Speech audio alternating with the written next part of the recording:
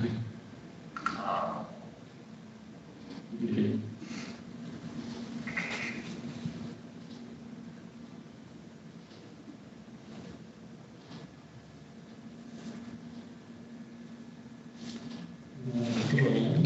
Si, ok, c'est bon, ça marche. Ok. Et maintenant, peut-être qu'on peut essayer.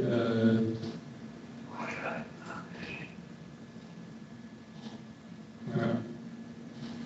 Peut-être partager avec le net à la place.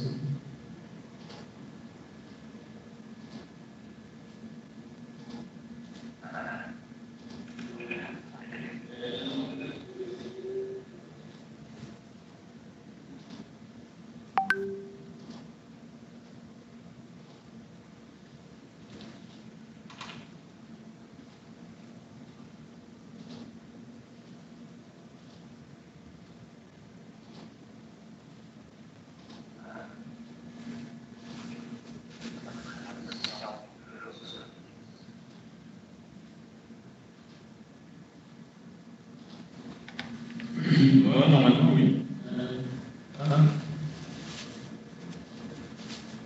Tiens, non. Ouais, le technicien est venu, il a pas fait la...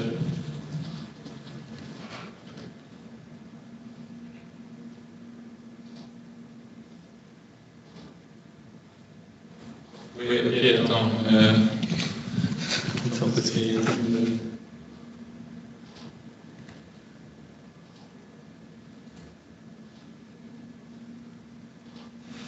C'est quoi ça?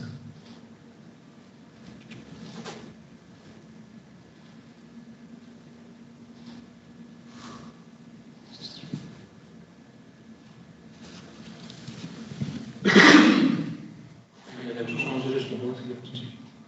Il a acheté comme ça.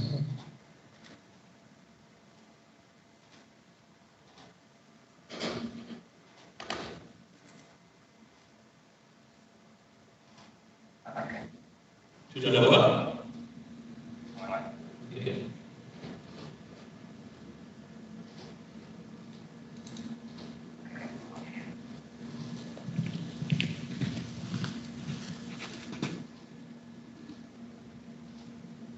Ok. On va y arriver. Oui. Donc maintenant, en gros, comment on fait ça? Je sais pas si tu as ton écran. Oh, voilà.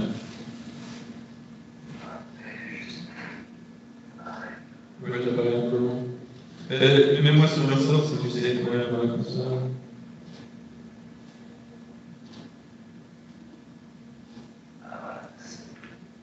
Ouais, nickel. Après, je vois pourquoi j'apparais aussi dans la droite.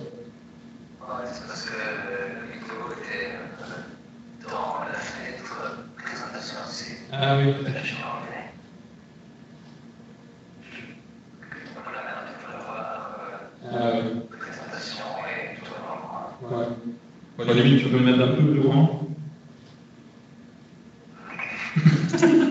Sans mégalomanie. Non, mais je veux dire, parce que je fais des gestes aussi. Je fais des imitations. Et dans la fenêtre présentation, je pense que je vais copier un peu de tout côté. Plus carré. Ouais, c'est une bonne idée. C'est ça. Ouais, non, c'est une très bonne idée. Et puis, aussi, franchement, si tu vois que je reste même sur un sac, voilà, tu peux passer comme ça aussi de temps en temps, si tu veux. Faut pas hésiter, c'est cool. Je te laisse faire, et juger en fonction de ce qui te semble bien. Passer juste au slide ou juste à moi, ou quoi. Tu vois ce que je veux dire? Ça peut arriver, si je parle plus, peut-être ça ne sert plus à rien de voir les slides, et surtout au début, c'est le cas.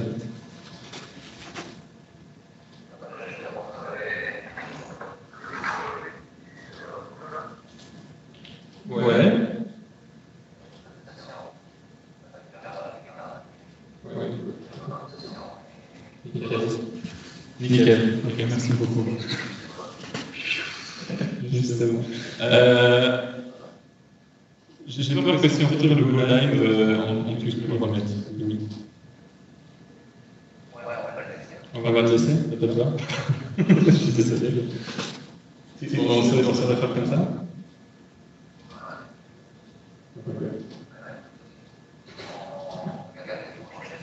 Ouais, pour moi, c'est d'autant plus simple et on laisse ici juste limite tu retires le son. Tu peux peut-être retirer le son en attendant, mais à part ça, encore, on s'en fout.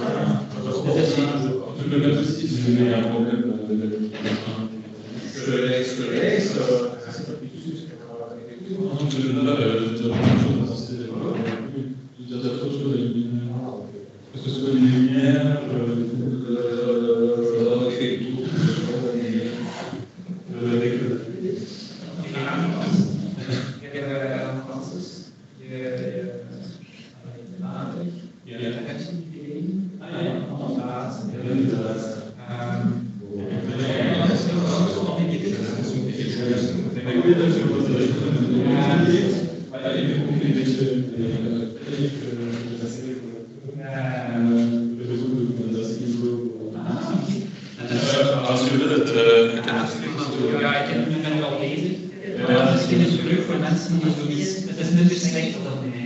Das ist nämlich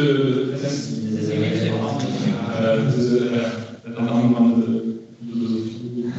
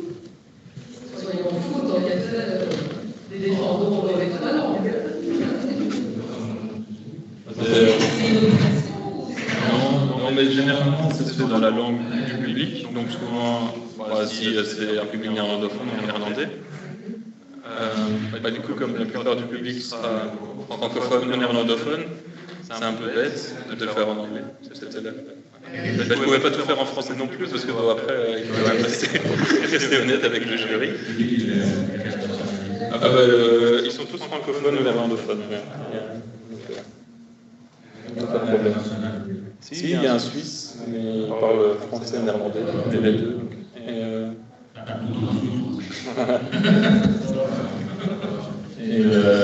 Et un type de Louvain à la neuve.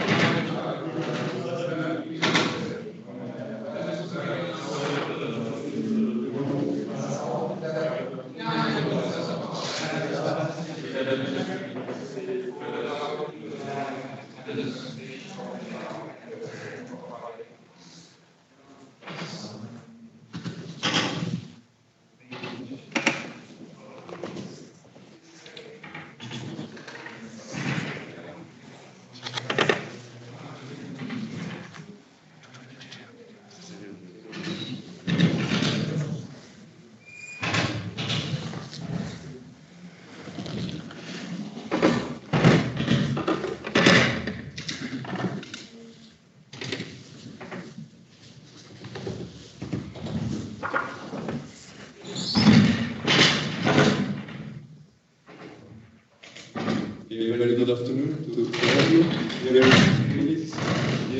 ladies and gentlemen, dear candidates.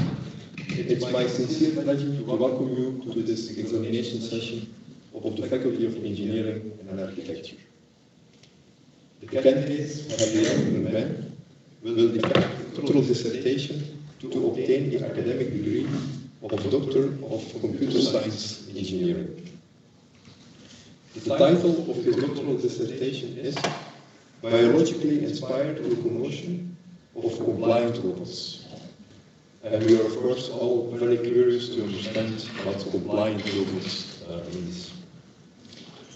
In its meeting of Wednesday, March 17, 2021, the Board of the Faculty of Engineering and Architecture appointed the examination board for this dissertation as as Chair Philippe de Turk, myself, as the academic secretary of the faculty, The promoters of the doctoral research are Professor Louis Dambre and Professor Francis Wijfels, both from the Department of Electronics and Information Systems of our faculty. And next, the members, Professor Renaud Ronse from the Université Catholique de Louvain. Thank you very much for joining us today. We appreciate this. Professor Jan Eijspeert from IPFL in Lausanne, in Switzerland. Professor Eijspeert was present during the internal session, but is excused for this session today. Professor Guillaume Clercœur from the Department of Electromechanical Systems and Metal Engineering. Thank you for joining. And Professor Tony Albano from the Department of Electronics and Information Systems of our faculty. So I would like to thank all the committee members for taking part in this examination session today. The examination board had its first meeting on Wednesday, May 3rd, 2021, where the candidate was thoroughly examined about the contents of his doctoral dissertation, also by the international colleagues in the examination board. Based on this internal defense, all the examination board members fully agreed to allow the candidate to do the public defense of his PhD today, September 15th, 2021, at 4 p.m. Local time. So, a brief overview of the procedure for today. I will first introduce the candidate to you. Then the candidate will present you a summary of his doctoral dissertation in almost 45 minutes. Then I will invite all the members of the examination board to ask questions to the candidates. Then all the attendees can ask questions, so you are kindly invited to ask a question to the candidates about the contents of his doctoral dissertation. And of course there are also remote participants. There is a YouTube live stream at this moment, so the remote participants are also invited to ask questions if they want to. Next, the members of the examination board will leave the room for the deliberation, and we will of course come back to this room to announce the results to you and to the candidates. So, a short bio of the candidates.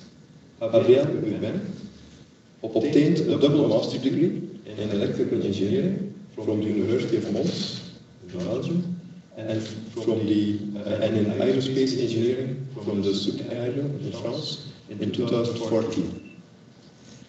He concluded this program with a master thesis at the Space System Lab of the MIT in the United States of America. This master thesis raised the candidate's interest in the growing use of artificial intelligence in robotics, and as a result, he started a PhD at Ghent University in October 2015 on the role of morphology and biological inspiration in the control of compliance robots. And the project was funded by the European Human Brain Project, HBP. And on top of this research, the candidates also contributed indirectly by serving as the elected student representative of the Human Brain Project from 2018 to 2020. Based on this professional service, this gave him the chance to organize multiple events, among which the Human Brain Project Student Conference. The candidate served as the chair in 2019-2020 and the local host in Ghent in 2019. And he also organized the Human Brain Project Young Researchers events in Sofia in 2019. In addition, in the summer of 2018, the candidate stayed for 3 months as a visiting researcher at the Italian Institute of Technology in Genova, and he conducted experiments with the HYQ quadruped robots. This collaboration led to a paper in the journal Autonomous Robots and a conference paper at the International Conference of Robotics and Automation in 2020. And the candidate also obtains many more major publications in journals and conferences. So this is an impressive CV. And we very much look forward to the presentation of the candidates. So dear candidates, the floor is now yours. Thank you. Dank u wel, professor Piet. Ik zal eerst een beetje blijven doen.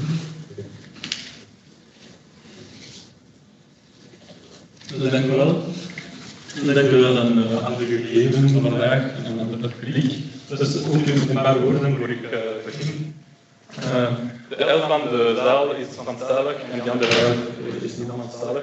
Ik zal dus ook deze presentatie in het Engels geven. Maar toch, ik wil beginnen met een kleine introductie in het Frans en in het Nederlands om twee redenen. Ten eerste omdat ik hier ben vandaag te spreken over wat ik heb in de afgelopen 6 jaar geleerd. En ik denk dat Nederlands maakt er een deel van uit. En ten tweede omdat die verdediging vooral een oefening van communicatie. En ik denk dat ik moet aan mijn publiek aanpassen en dit zo compliceerd. Dus de grote deel is toch in het Engels, maar als jullie nog vragen hebben in het eind, kunnen jullie stellen in de tweetaal. Donc merci à tous d'être venus, merci le jury, merci professeur de Turc. Donc comme j'expliquais quelques mots avant de commencer, comme la moitié du public est francophone, la moitié est néerlandophone, je crois qu'il en va de même pour les gens qui nous regardent en ligne, je vais donc faire cette présentation en anglais. C'est une solution belge. Mais j'aurais quand même voulu avant de donner quelques mots en français et en néerlandais pour que tout le monde comprenne, et pour deux raisons. La première raison, parce que je suis ici pour présenter un peu ce que j'ai appris ces dernières années, je pense que le néerlandais en fait partie.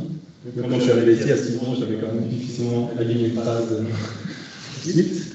Et deuxièmement, parce qu'il faut prendre la défense publique comme un exercice de communication. Et à ce niveau-là, je pense que c'est à moi de m'adapter au public, de m'adapter et essayer de faire passer un message.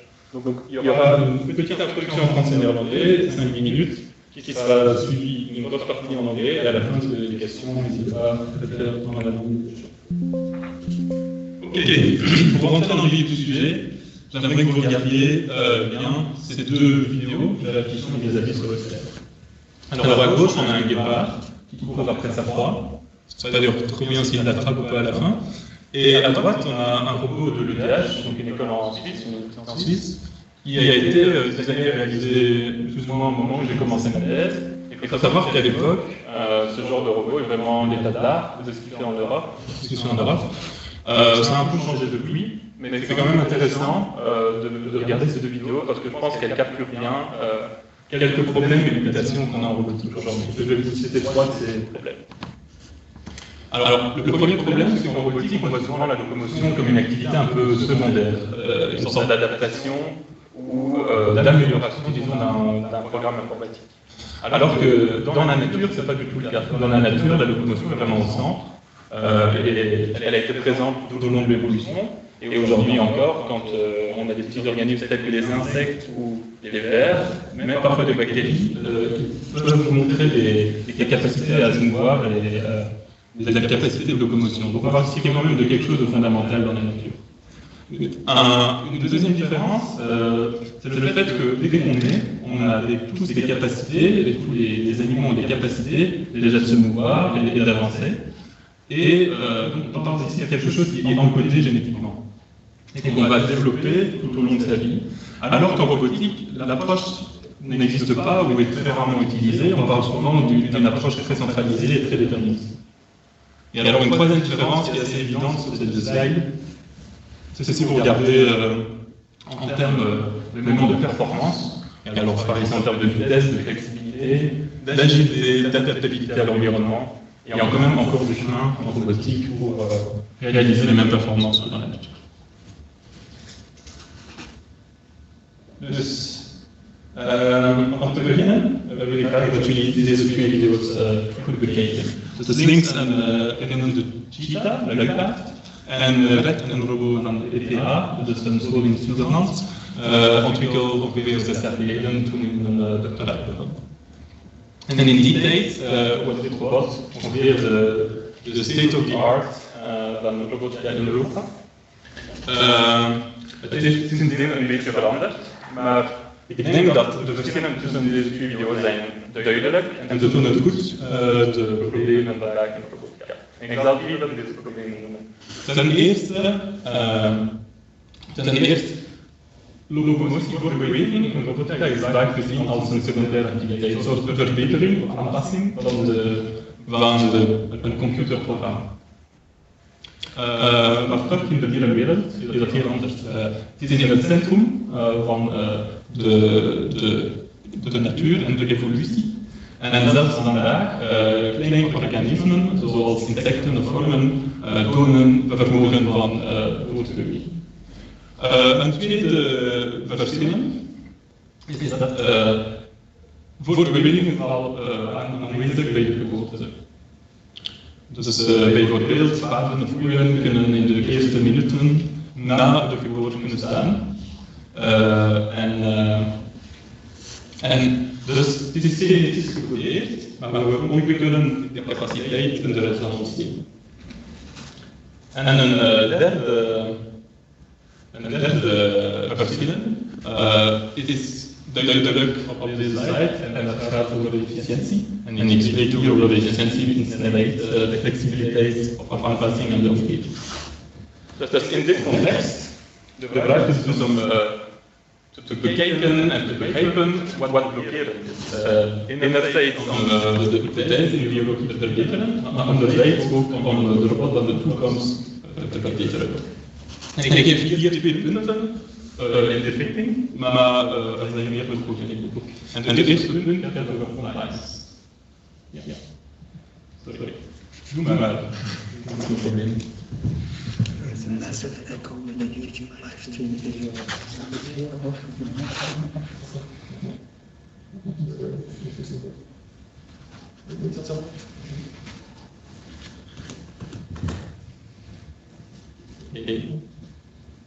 En onder wat dat is. En dan wil je Windows. Ik wil even zoom out.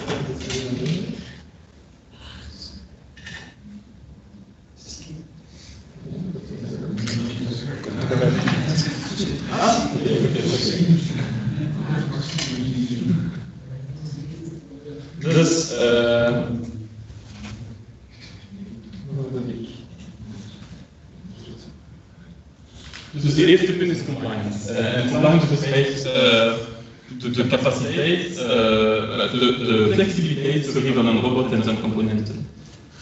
En flexibiliteit is echt belangrijk in locomotie, in natuur, maar het is nog steeds slechts gebruiken in robotica.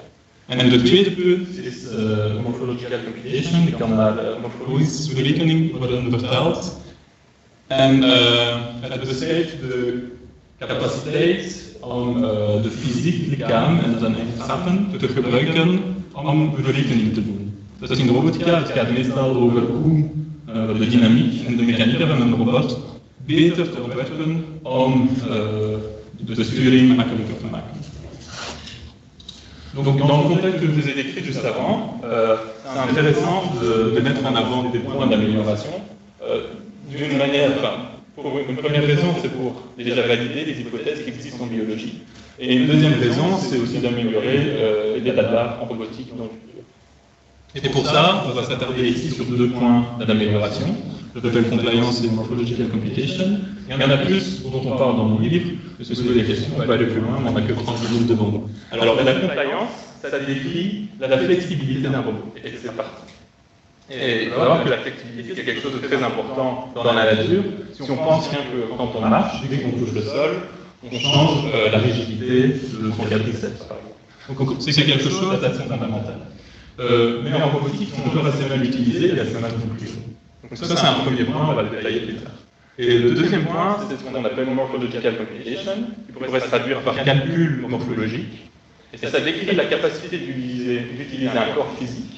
Quand on dit corps physique, c'est un humain, un animal, une plante, vraiment quelque chose de physique, pour faire du calcul, comme machine à calcul. Donc ça peut paraître un peu étrange comme ça, mais ça n'allait pas du tout, et vous allez voir que dans le cadre de la robotique, ça a même beaucoup de sens, parce que ça permet de mieux concevoir les robots, et leur dynamique, et leur mécanique, pour en simplifier le contrôle. Alors, avant de passer à l'anglais, une courte, je vais faire expliquer brièvement ce dont on va parler aujourd'hui. Donc, je commencerai par une introduction où je vais détailler un peu plus ce que j'ai appelé compliance et morphological computation, un peu plus dans le détail. Puis, je vais faire un état d'art très court, peut-être l'état d'art le plus court qui existe en locomotion. Et je vais utiliser cet état d'art pour vous expliquer une méthode d'apprentissage de la locomotion en robotique. À la fin, je vais présenter deux expériences et deux résultats qui sont pas exhaustifs de ce que j'ai fait dans ma thèse, mais j'espère que ça représente plus ou moins bien, ça donne une idée un peu du contenu, et on terminera par une courte conclusion. Dus op deze slide presenteer ik de inhoud van de komende 30 minuten. We zullen beginnen met een korte leiding over compliance en morphological computation, om beter den voor te stellen. En dan dat is een kleine stand van de zaken in locomotie, voor de beweging. En op deze basis zal ik een methode voor het leren van beweging in robotica presenteren. En daarna zal ik twee experimenten en resultaten presenteren. En uiteindelijk een korte conclusie. Okay. So maybe I will take a sip of water before I switch to English because it's not the same presentation. Okay, so let me start by detailing a bit more the two aspects I just described. So compliance and morphological computation. And let's start with compliance. So what we need here is a definition, right? The problem with compliance is there is no clear definition. It's linked somehow to two different physical measures, stiffness and damping. And you would tell me if you know a bit of science, okay, but stiffness and damping, they've been studied for 300 years, since Newton, we know them by heart. But the problem is that applies to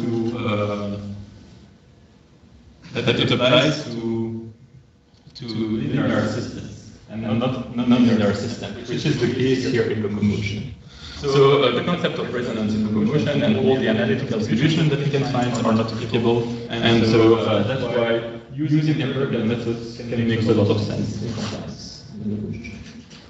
So although we cannot really define them correctly, I will classify it in three categories on this slide. And the first category is passive compliance. So passive compliance describes the capacity of a body to use passive elements such as springs and dampers to be used for implementing compliance.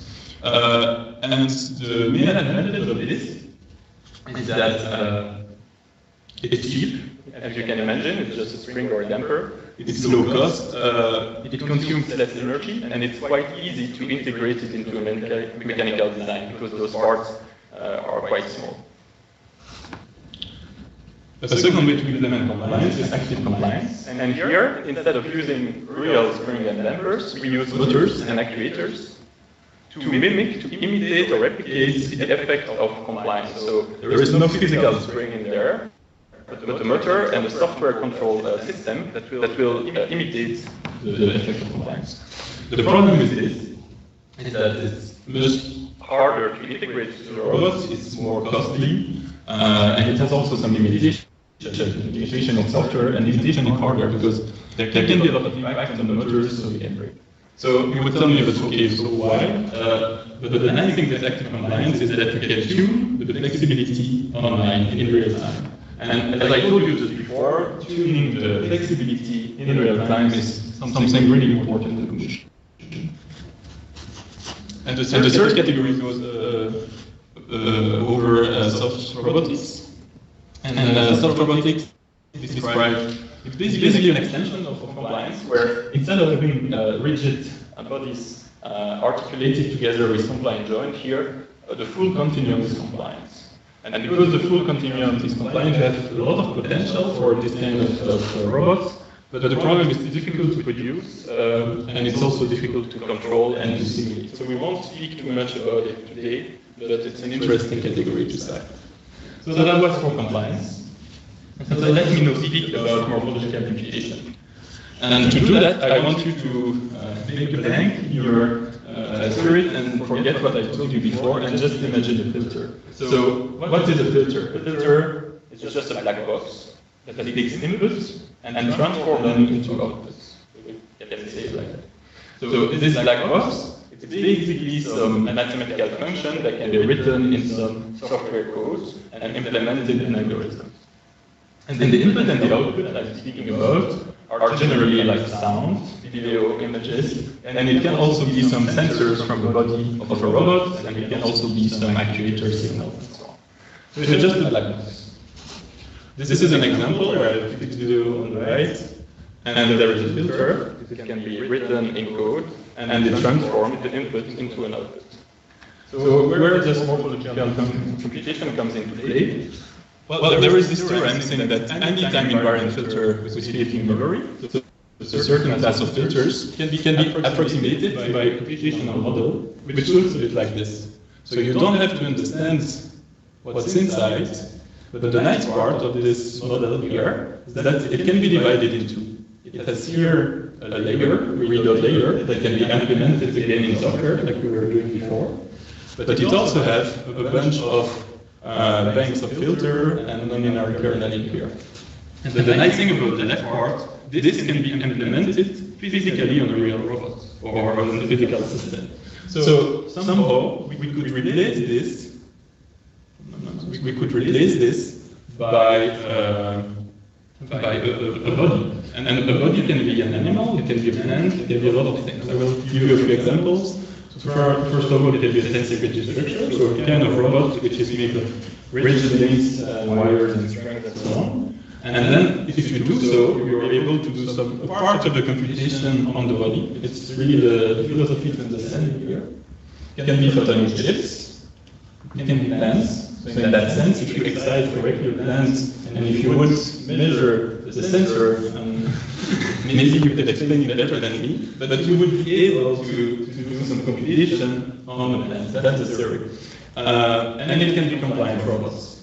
So the transfer function between the sensor and the actuators of a robot can also be used as a computing machine.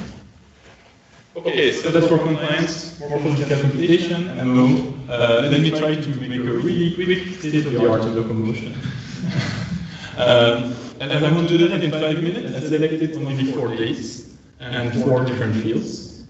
So first of all, a warning: if you don't like to see dead animals, please don't watch the next slide, because you will see one. But I think it was important to include this in this timeline. So what you see here is an experiment realized in 1911. And basically the experimenter took a dead cat. So I hope the cat was already dead. Maybe they killed the cat for the sake of the experiment, but they removed his head. So they removed the head of the cat, and instead of the head, they placed electrodes on the spinal cord. And just by applying the voltage, we can see in this video that the cat with no head, so the head has been replaced on the video so that it doesn't look too scary, but the cat is able to produce locomotion pattern. So somehow, the locomotion is not embedded in the head. We don't need the brain to do locomotion. It's somewhere beneath it. It's in the spinal cord or the limbs. And to go further on that, there was this experiment in 2001 where they realized the robot. So small brackets here, you see the advantage of robots here. You don't have to kill a cat. You can experiment by building yourself. And they created a robot which is made only of spring, rigid parts, and a bunch of wires. And if you look at it, this robot has no motors, no actuators, no control. And yet it's capable of showing something that looks really natural. So you can even restrict some part of the locomotion to the lower limb. Somehow, only the mechanics is capable of doing nice locomotion without any motors. Yes and no, because however, in the last decades, there's been a lot of progress in quantified robotics, and when we speak, we think really about Boston Dynamics, about this, for instance, because they show that using traditional robotics, traditional control theory, you can be able to reproduce nice locomotion pattern on prototypes which are really stable and robust in different environments. And the last important data, I feel, is you all know that machine learning has taken a lot of space in the last decade. And of course, it also concerns locomotion. And if I have to cite one example, is this paper like showing how reinforcement learning in continuous time and space can be used to provide private robots with agile and flexible policies. So the conclusion of this is that learning is also important in locomotion, at least if you want to go further and make something really stable and flexible. So it's a lot of different conclusions that goes in different sides, right? And using these, I will try my best to create a method to learn locomotion robots. And this method is loosely inspired by nature. So when I say loosely, it's really conceptual. It's a metaphor. You don't have to interpret it like really strictly. But so if you consider an animal, generally when you are born, you have some capacity of locomoting already present in your limbs or in your neurological circuits. So it means that before you, in the evolution, something, a sort of learning happened that brings you the capacity to do locomotion. But as soon as you are born, the first thing you would do, generally, is to start imitating your parents and the other individuals around you to produce nicer locomotion pattern. So this is the second step. You reproduce what you see around you from your parents.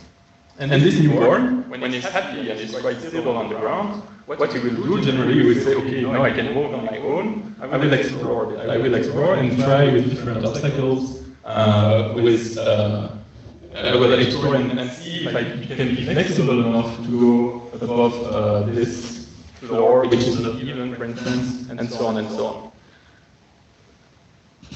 So the nice thing is that if you look at it, those three steps can be somehow related to some techniques in machine learning. So they can have some mathematical meaning behind.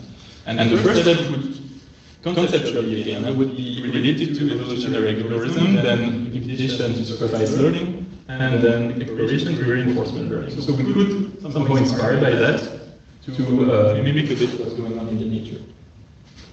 And in my thesis and its presentation, I didn't go into the third step. I only got some interest into the two first one, and I will present you what it's all about first, and then an experiment that includes compliance on the evolutionary step, and then another about computation into the imitation step. So that's what you will see in the next 15 minutes.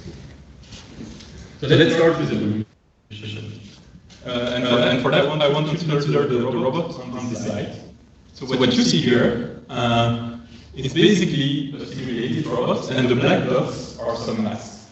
By that I mean you have to represent it like a bowling ball, for instance, a certain dot with a mass. And the green links between are some dampers and springs. So it's just a bunch of masses linked together by random dampers and springs. And what we may want to do is to control this structure. So we plug a controller, open loop, because there is no feedback. We plug a controller, and we want to actuate, let's say, the links in a periodical way, so with a periodical signal. So an easy way to do that is just let's use a sine wave, the easiest way, and let's even put random sine wave. For each of these links, we have a random sine wave with a random frequency, amplitude, phase, etc. And let's imagine that we also put random parameters in the morphology, using different springs, damper, and so on. Well, if you do so, you obtain random movements, of course.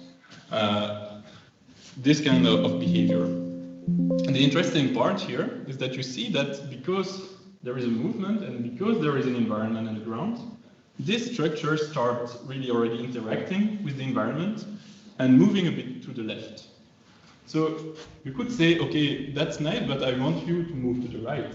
And to do that, you can assign a score saying, yeah, you're going to the left, this is -1, for instance. But the next time you should go to the right, this is +1. So you assign a score to characterize this behavior. And another thing you can do, instead of using only one set of parameters, you can have a lot of them, different controllers, different morphologies. That's what we call the generation. So you have a lot of different parameters, so you have a lot of different behaviors that you see here, and you can characterize them all. And if you do so, you can also select the one you prefer. You see and say, okay, that one I liked it because it was going to the right. You can do some mutation on its parameter, you can do some crossover between different features, and you could repeat this process iteratively. And the idea, if you do that for long enough, let's say 500 times, then you start seeing some behaviors like that. Which means that starting from scratch, from something random and using only a score function, saying, okay, you have to go forward, we see something emerging there, like a sort of locomotion pattern that looks a bit like this. If you go even further to 1000 generation, and maybe in the score we also take energetic constraints into account, then you can start having something which looks quite natural in the sense that if you see, there is almost a head forming on the right side and a tail to the left side. So starting from random parameter and using evolution, you are capable of co-evolving control and morphology into locomotion patterns. So now let's switch to imitation. And for describing imitation, I will take another robot, the HiQ robot, where I did my internship in 2018 from IIT then. And this robot is quite big, so you have to imagine it's more than 1 meter and 90 kilograms, and it has active compliance. So it uses hydraulically actuated motors to implement compliance as I described to you before. So if you remember, in the previous step, we were controlling the structure in an open loop way. So we just have the controller that gives a signal to the structure and that's all. But we mentioned before in the state of the art that in nature it looks quite different and there is really a tight coupling between the control and the physical body. So we want to achieve a bit the same here. We want to rehab a dynamical system that has the controller and the morphology all included and all tightly coupled together. And to do so, a neural network is quite adapted because it's generic enough and can be trained. And we can use something that makes sense in biology, such as ground reaction forces, to predict what is the next motor position and next motor velocity. And if you do so, basically you end up with a system which is tightly coupled. If you know a bit of machine learning and you remember it was a supervised learning technique, you would tell me, okay, but you need a target, Gabriel. So this target, the nice thing is that you can have it from evolution. Because just before I told you that evolution, we were capable of evolving and finding what are the right signals. So we can use that target and train a fully embodied architecture, control architecture. And we validated this approach on HiQ. So the robot I was mentioning. So what you see here is basically the HiQ robot using only one sensor, 4 sensors at the legs, and one neural network, nothing else, to predict what is the next motor position. And what you see here is the target I was mentioning, the red curves, and what the neural network is able to reproduce, so the blue curve. So it's able to learn to be controlled end-to-end with a neural network without any other algorithm in between and so on. Okay, that's for the method that describes a bit what I did in terms of methodology in my thesis. And now I want to dive a bit more, and sorry if it becomes a bit more technical, into some details of the results. So I told you we want to understand the role of compliance in this story. And to understand that, you have to remember that there is no concept of resonance in nonlinear systems, and it's linked to different parameters, stiffness and damping. So the first thing we want to do is, okay, can we understand a bit what's going on in locomotion by analyzing analytically all the possibilities of springs and dampers and so on. So it's really like an empirical study to determine what is best compliance. So to do so, we can plot the following. So this plane here, on the horizontal axis, you would have the stiffness, the spring stiffness. And on the vertical axis, you have the damping, so the damping factor. So each point of the plane is simply a configuration of springness and damping, right? It's one configuration. So it corresponds somehow to one morphology of one robot. So for each point, you can do a simulation of that robot. An open loop simulation, as I told you, so you have a controller, you just input it, like you just plug it to the robot, and you make it run.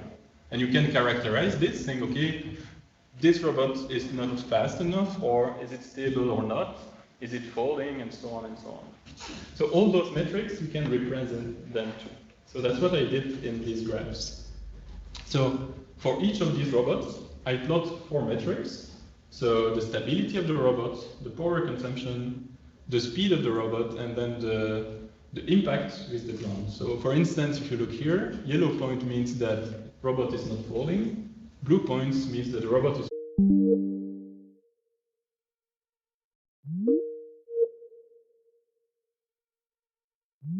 together. And with this architecture, we will use the red line to test the different robots that were on this line with this new architecture. Okay. And to do so, I presented on this plane the spring stiffness on the horizontal axis, and then the performance. So it's basically the red line that I had before in the previous graph, except that the architecture has changed now. I think, Louis, you are on the TV. I don't know if it's on purpose. Okay. And so what I did is to do the experiment with those different stiffness. And if you look at the blue line, it's basically the architecture in open loop. So the architecture I was showing you before. And you see indeed that it was giving the same performances. But the red line here is this new architecture in closed loop. Okay, what's interesting here? So of course, this architecture is not changing, so it's basically good for all the individuals that we tested. But if we now try to have a really coupled architecture, we see that the stiffness has an influence. It didn't have an influence before, but now in a tightly coupled architecture it has. And in this influence, it's actually quite bad if you go to a more rigid body. So it means that the more flexible you are in the scope of this architecture, the more compliant you are, the better for the performance of the body and the locomotion. That can be represented by just displaying, okay, what you see with the robot with low stiffnesses, normal stiffness, and high stiffnesses. So the conclusion here is that compliance is a necessary condition, but not sufficient to using this kind of tightly coupled architectures. Another way to see it is just plotting the locomotion cycle, which is basically the movement of the foot that we can draw from this graph. Last thing here. So I told you I had a really simple neural network. Well, in reality, it's a bit more complex than that, but it's not too much. So this is the architecture of the neural network. It takes ground reaction forces to the left and transforms them into actuator position and velocities. But actually, there is a memory buffer in here. So every time step, you actually move the ground reaction force to the right. And you use them all. You input them in a hidden layer of neurons. And this hidden layer of neurons is directly connected to the motors. So there is basically 2 metaparameters on this network, only 2. The memory size and the non-linearity size. So we can play on these 2 to understand their influence. And that's what we do in the next graph, here, this one here. So if we use this robot, we see that yellow points, so good performance, are located in the top right corner. So there for you. Top right corner. So it means that memory and non-linearities have an influence on the control with compliant robots. But the more you go down, actually this region is not migrating, saying, okay, we need more and more memory or more and more non-linearities to compensate the rigidity of the body. No, it spreads out. It spreads out, so it means that the coupling between the control and the morphology is disappearing. So it means that if we use the architecture that I was mentioning in all the thesis, the coupling can be only achieved if we have compliant robots. If we start having rigid robots, then